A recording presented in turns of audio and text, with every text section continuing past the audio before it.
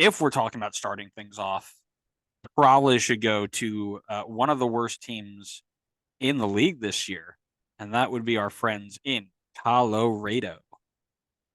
Colorado. Colorado. I don't like that. Colorado Rapides.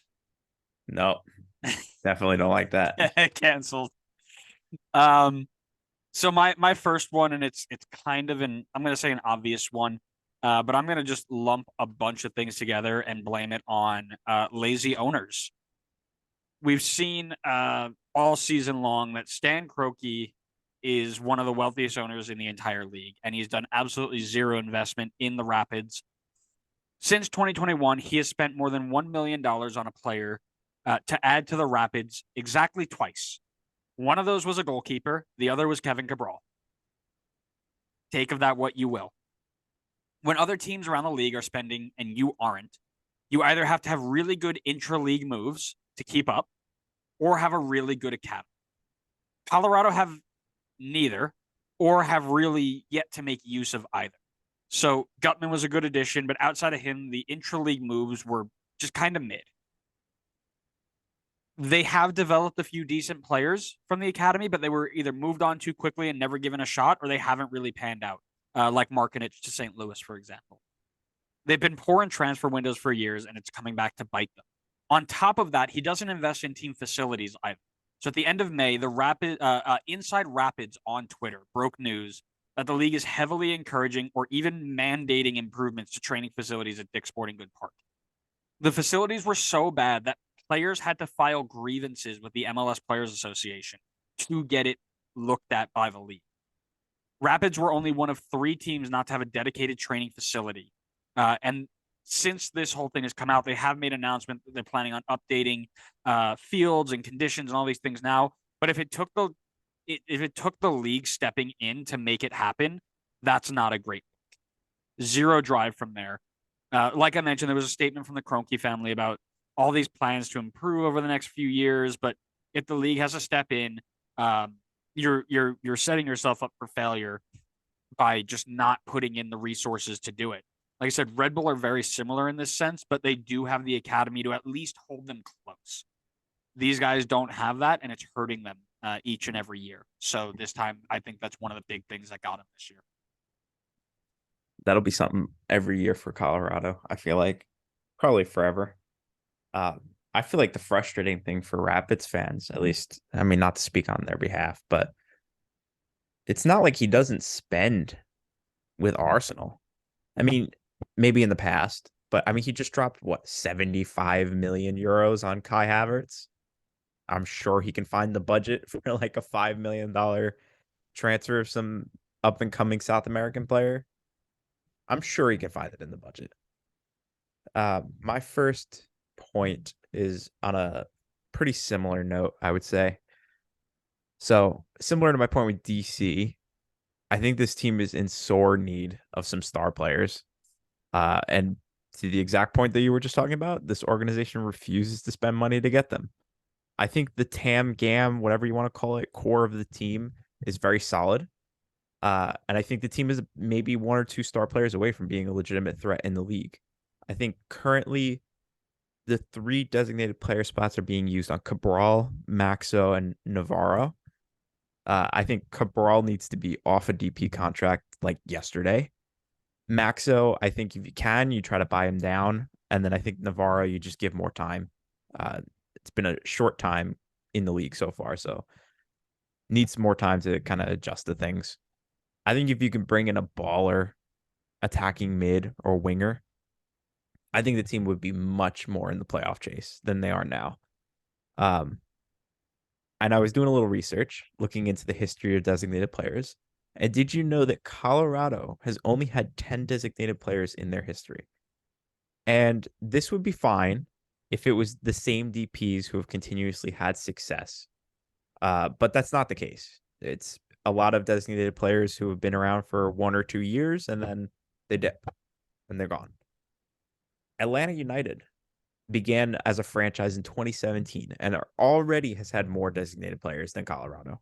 And Colorado has been around since 1996. And I know designated player rule wasn't around the entire time, but Colorado's been around the entire time and has had a jump start on plenty of other teams who are catching up or have already passed them in total number of designated players signed.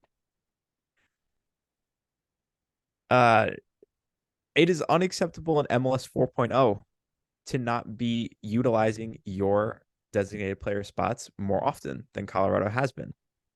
Before this year, they had one designated player, I believe. And people can correct me if I'm wrong. I'm just basing it off of what the Wikipedia said. The year before that, one designated player. How about the year before that? One designated player. In my opinion, the solution to this, it's a very simple one. Break out the checkbook because these fans deserve better. That is some really good research and data there, friend. Once again, All I see good. I'm influencing you. I can see that. That's fantastic. Great I'm not point. giving you the credit for that one. Yeah, you No, are. no. Thanks for deciding to come back. I didn't go. You went to a black screen on my screen. My thing crashed then, but we're still recording, so we'll have to cut all this out.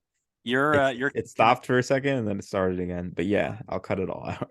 Yeah, I'll cut it. I might cut it out. We'll see.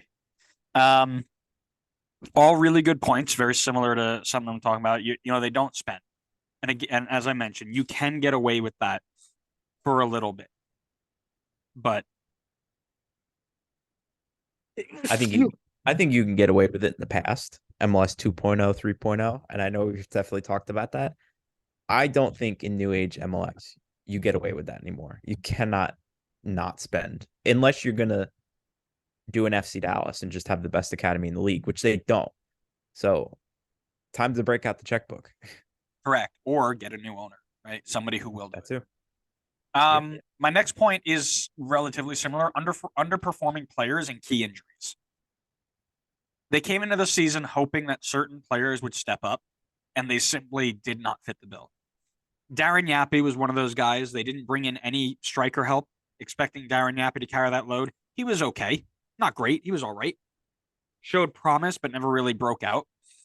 Kevin Cabral on a DP contract could not find the form he was expected to. Max had his own issues that we'll talk about. Gerbosh, Ronan, Maxo were left to try and carry the load. And those guys weren't even like spectacular either. They were just okay. In football, you can carry one underperforming player, sometimes two in a group of 11 when you play a game.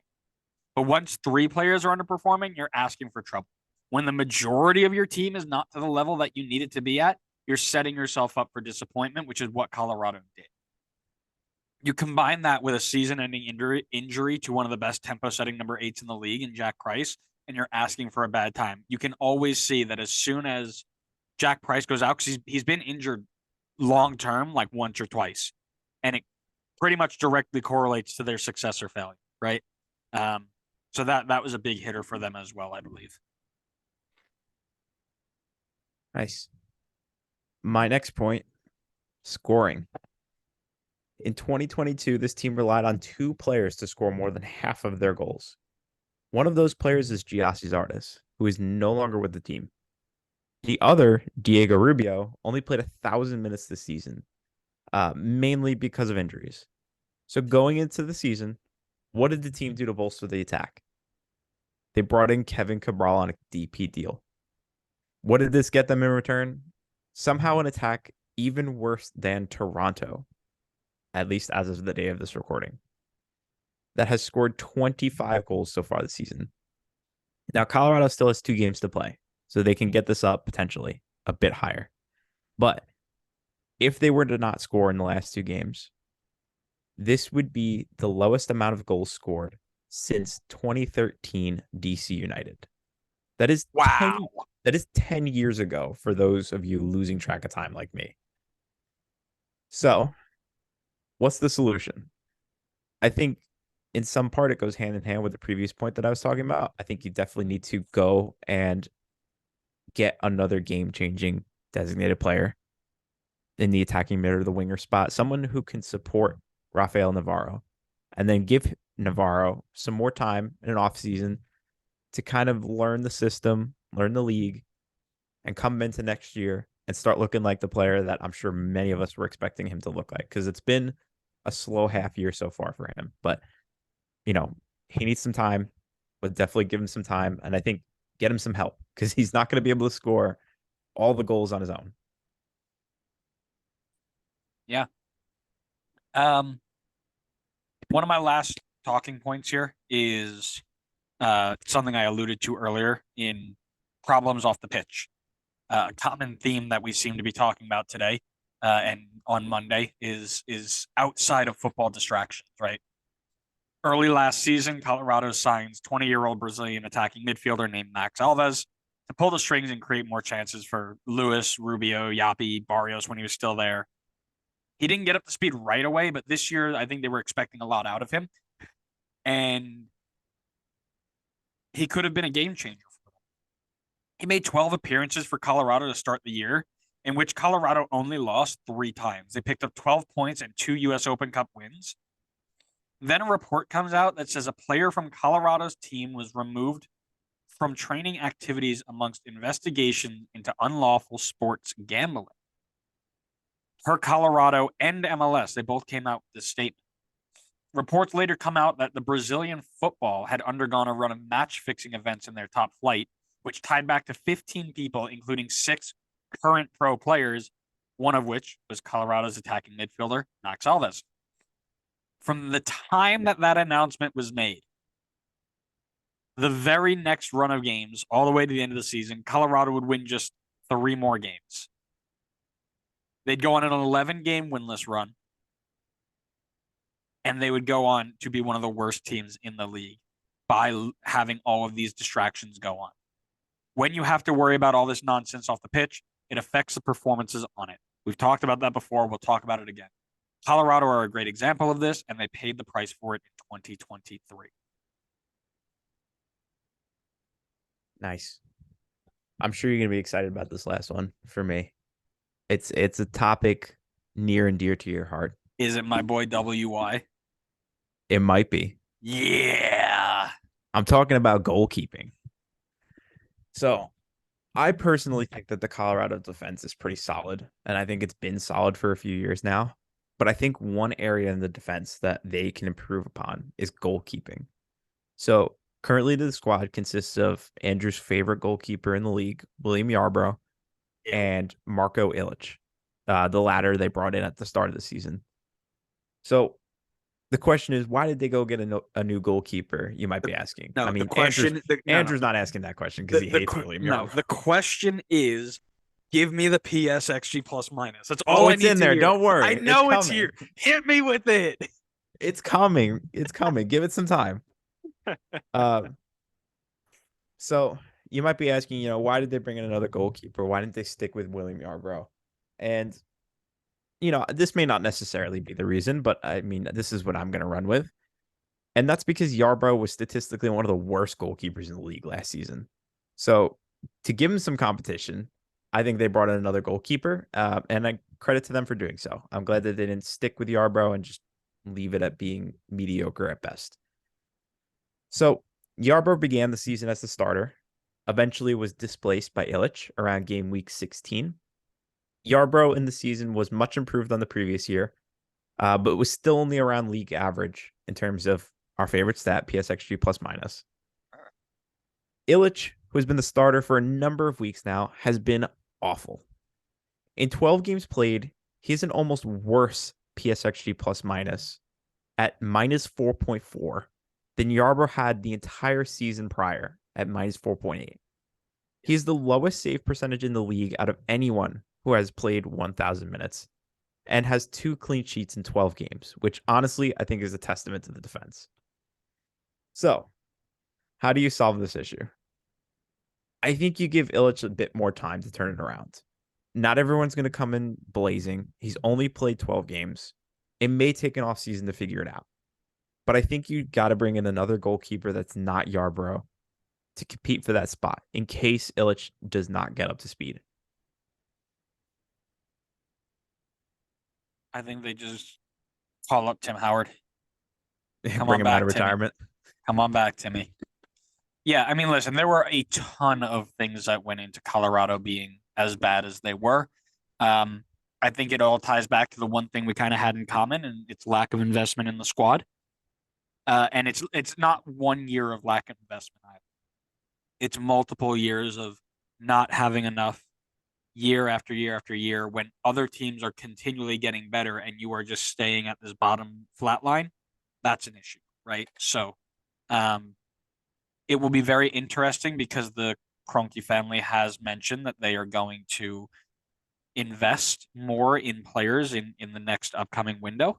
So it'll be interesting to see for sure.